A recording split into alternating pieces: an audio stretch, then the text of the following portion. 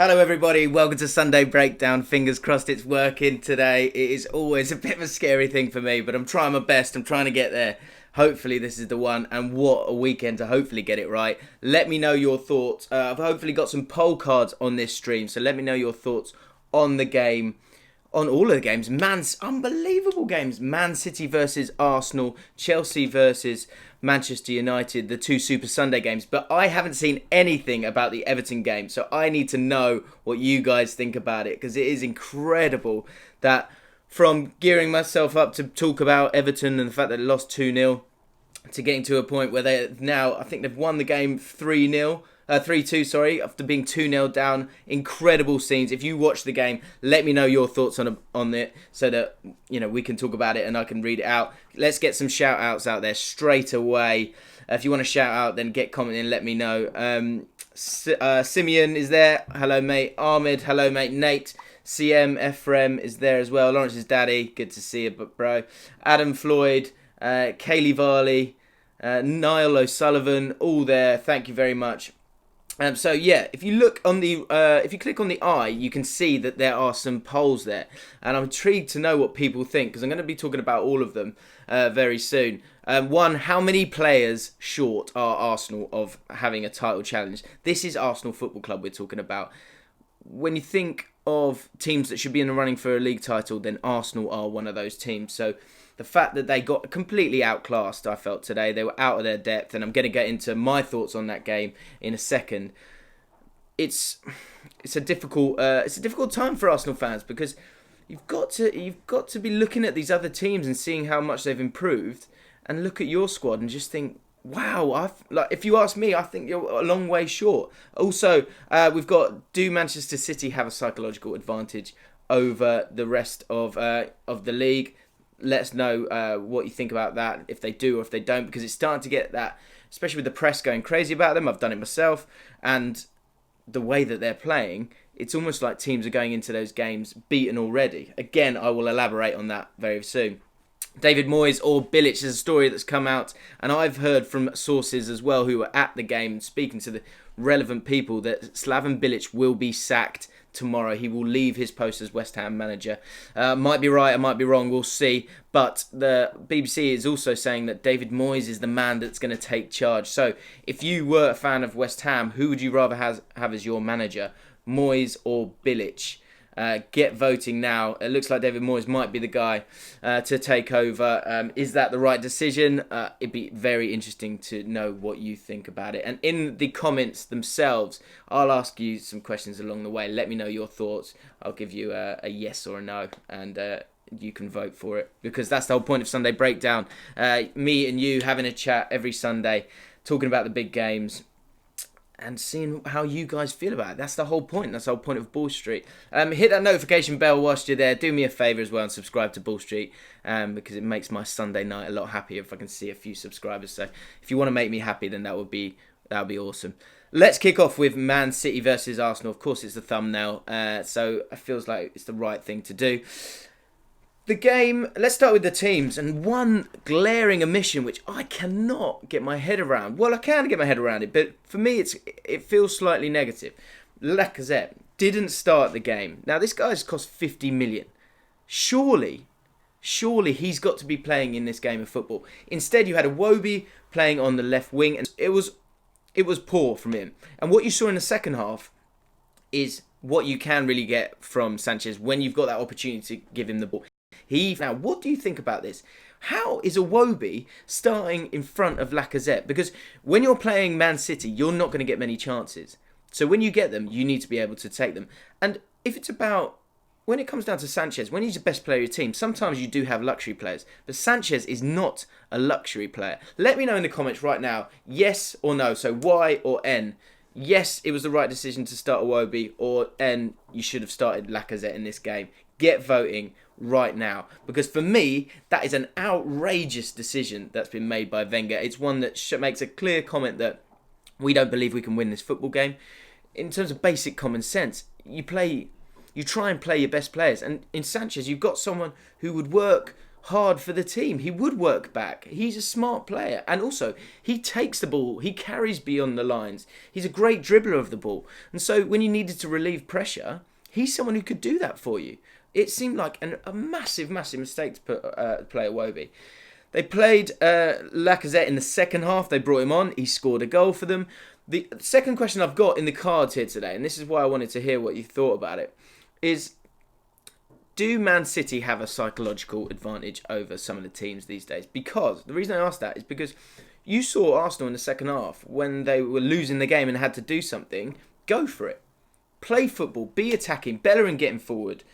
The team making some real strides and being positive in what they're doing. But in the first half, they looked paralysed. Midfield were incredibly poor.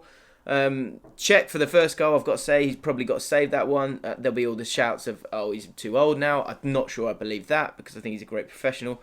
But it was poor first half and they looked scared and they looked out of their depth in a game that they should be going toe-to-toe with these guys. In the second half they did, but if you ask me, Man City looked like they were playing in second gear most of the time. They got a tiny scare when Arsenal got the goal, but generally pretty comfortable. Let's have a look at the comments, see what you think about Iwobi, if that was the right call to play him. Generally, it seems like it's Titus Bramble making quite a few comments here. Simeon, good point. Sanchez played shit, though. He played shit, but in the first half, I felt. In the second half, I thought he was a lot better, had a lot more influence in the game, because he was playing in a position where he could get the ball and then have one-on-ones with the opposition, cut inside and start to make things happen. Playing in the middle, he just got isolated because he didn't have decent enough players to get him the ball quickly. Pikachu, Sanchez got teabagged.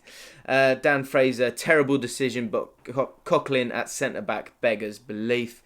JLFC saying Wenger always puts his big players on the bench when they play big teams. For me, it felt very, very negative. And another thing that I've got down here is, well, let's talk about the offside as well. That play to the whistle. You have to. Xhaka, look, he's played that high line, but as soon as he knows he hasn't got it, he's got to get out there and try and make a block and get his angles right. When you play defensive midfield, there are times when you need to drop into that defensive line. You've got to be switched on. But the front post is the most dangerous area because if it gets past that, then you're in trouble. So as soon as he knows that it's not offside, he needs to get over there quicker. David Silva was the man who was offside. And one last comment from me on him is that what's a massive thing between these two teams is David Silva. He is an incredible footballer, great vision, great ability to take the ball in difficult areas, in pockets of space, and then have the vision to play people in, which he did time and again for Man City. And in Arsenal, it's been interesting. They've been talking about him this week and how he was almost getting to a point where he might lose his ability to walk, or that would be a great outcome. Santi Cazorla, Arsenal Football Club. That Arsenal team on the pitch have not been the same since Santi Cazorla has been out of the side. It's glaring. And in midfield, Ramsey, I like Ramsey, but you need someone better than Xhaka in there. I'm not saying it's a like for like with Cazorla and Xhaka, but it relieves pressure when you have great footballers on the pitch. Carl Maxima, interesting comment, great comment. We need Cesc Fabregas. Cesc Fabregas, great game today he had for Chelsea, probably man of the match for me, but I think at times he will let you down. I'm not sure he's the guy that you need. I think you need Santi Cazorla back playing, because not only does he put the work in, he's also got the quality as well. Right, let's move on to, what have I got here? Let's have a look. 12 points behind, that's the final comment I've got to make on Arsenal against Man City. And is that about right? Come the end of the season, it's going to get worse and worse in terms of the points difference. Man City look like they're flying ahead. But do you see yourself clawing that 12 points back in any way, shape or form? And a few grumblings again about Wenger. The bottom line is you've got to keep him. So in those poll cards, let me know how many players will it take for Arsenal to step up and start to get involved in these big games and actually do something.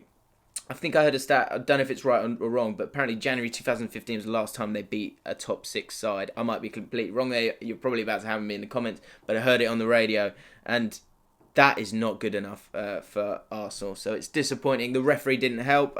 Certainly with the offside, you were starting to claw yourself back into the game. But for me, Man City were pretty comfortable throughout the game. Chelsea versus Man United, the second Super Sunday big game was... it was a bit of a barnstorm, actually, for what is a 1-0 game.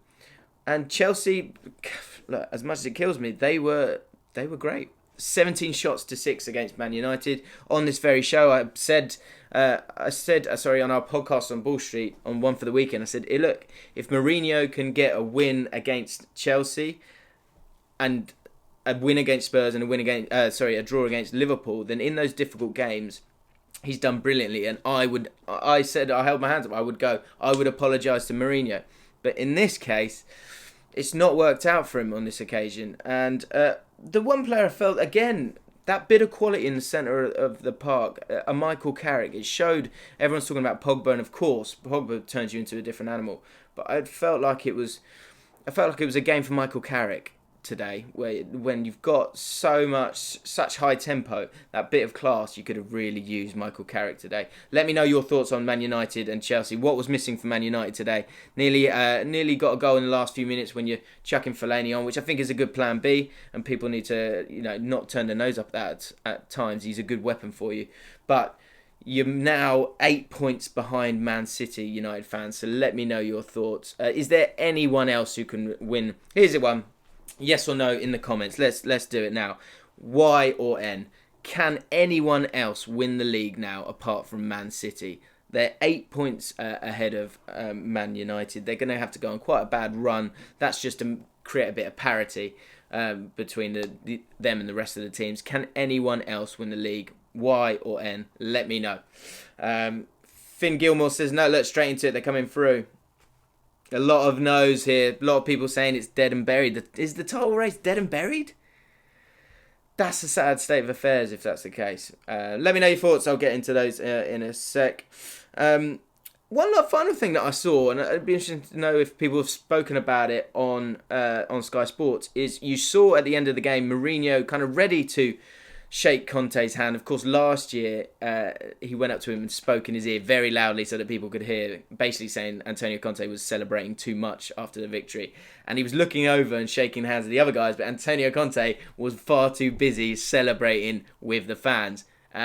He then, from what I saw, just turned away and went to his players, so didn't shake Jose Mourinho's hand. So these are mind games. That's what Jose Mourinho does. We know that. And do you know what? It makes it a lot more fun. But Antonio Conte, after winning the game, has he got to be a bit smarter than that and just don't let him win psychologically? You've won the game. You've got 3 points. That's great.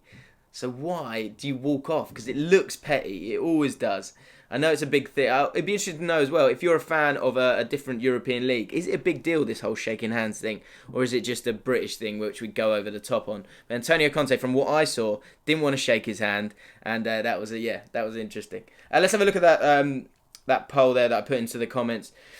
Can anyone else win the title? Let's have a look. Dan Fraser giving us all hope. Yes, there are 27 games left. Good point. Mermigwig, yes, definitely. Mark Stevens, Burnley looking good for the league. They are flying, other Burnley. That's an interesting thing about Burnley, is that every single win they get, it's not helpful to a point. Because if they lost 3 on the trot, I think Everton would start to go, no, we probably didn't. Then his stock's getting higher and higher. And so if you're a Burnley player, maybe they need to let a bit of a downturn in the results if they want him to stay there to the end of the season. Because if I was Sean Dyche, I would be desperate to go to Everton. It's an unbelievable opportunity. I wish I could talk more about Everton. Let me know your thoughts on Everton, because I didn't see the game. So I don't want to comment on it. But what I do know is Ped will be delighted with that. They have been awful. I've seen them in games. Leicester last week, they were woeful. 3-0 against Lyon in midweek, and 2-0 down. You think that's got to be it, done and dusted. Watford fans will be fuming at that. You go away from home and you get 2 goals. You've got to really desperately be getting at least a point, even if it does go wrong. So for them to get that win, massive, absolutely massive for Everton.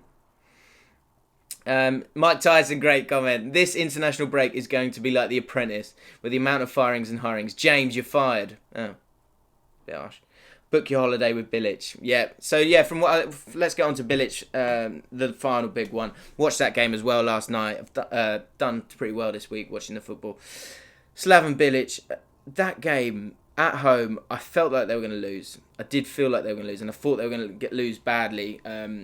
Because they did last year. They couldn't deal with Liverpool last year at home. I think it was 4-0 in that game. But you've got to give yourself a chance. And Ayu's hit the post in the first few minutes at the start of the game, in the first real chance of the game. And if you can get that goal, then it makes it different. It makes the crowd different, especially in a stadium like that where you need that lift. But what is unforgivable from Slaven Bilic, and it is Slaven Bilic because it's his team, is getting done but from your own corner is not right. It's outrageous for that to be happening. They've had a corner and they've literally gone down the other end. And as soon as the Liverpool players enter the West Ham half, it's 3 against 1. 3 against 1 when you're playing Liverpool at home. You've got to be more solid than that. You've got to be more tactically astute than that. You cannot be getting done on the break like they were then. They were then an absolute shambles from there on. Bit of a fight back at the start of the second half. Got the goal. Carroll getting injured again. You've got to be so annoyed at Andy Carroll. Obviously, it's not his fault, but time and again, he's such an asset to West Ham. He looks like David Moyes is going to be the manager. Slaven Bilic will step down tomorrow. Sad state of affairs. He looked broken. You saw that from his post-match interview. But I just think this David Moyes has gone from bad job to bad job to bad job. Him. But is he really going to be the breath of fresh air that's going to get them to turn it round? What you might get is you get a more organised side. He's got better players to work with. I like David Moyes. I think he probably is a good manager, but his stock is quite low, and there is a sort of negative vibe around him. He's got better players than he had at Sunderland, though, and he was let down by the squad that he had. They lacked hunger. They had nothing left in the tank, and they were always going to go down regardless of who it was. Sunderland are bottom now of the Championship, so it just gets worse for them. But for David Moyes, great opportunity if he can get the job there. They will be defensively sound. He'll probably keep them up.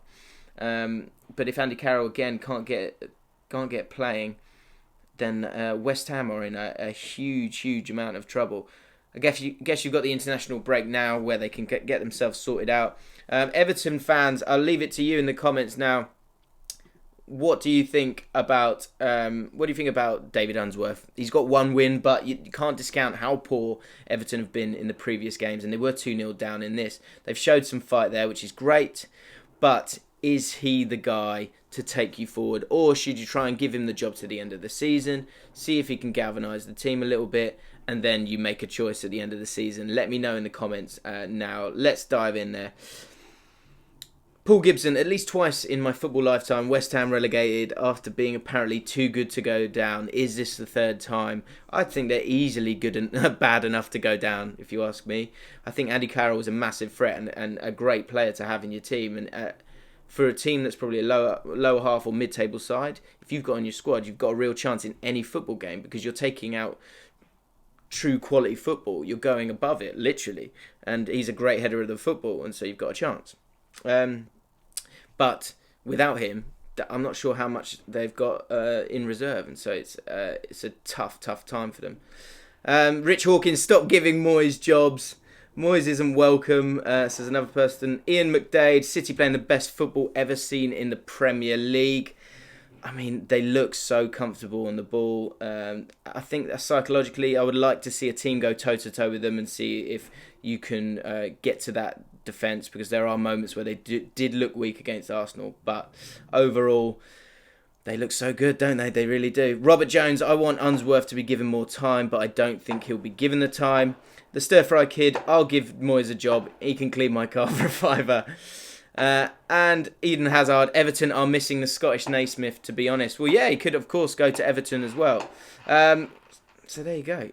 An incredible weekend, an incredible Sunday of football. So many talking points. We'll be talking about all of them on Social Club tomorrow. We've got a new guy. He's an Arsenal fan. He's called Deluded Gooner. If you want to go subscribe to him, Arsenal fans, and go do that.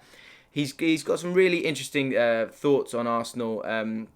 Very calm guy who speaks well, and he's a good Arsenal fan, Arsenal through and through. So he'll be on Social Club tomorrow, which I'm excited to see him have his debut. If you've got any talking points that you want us to talk about on Social Club tomorrow, get them in the comments here. I'll be in the comments tonight, so we can have a chat there.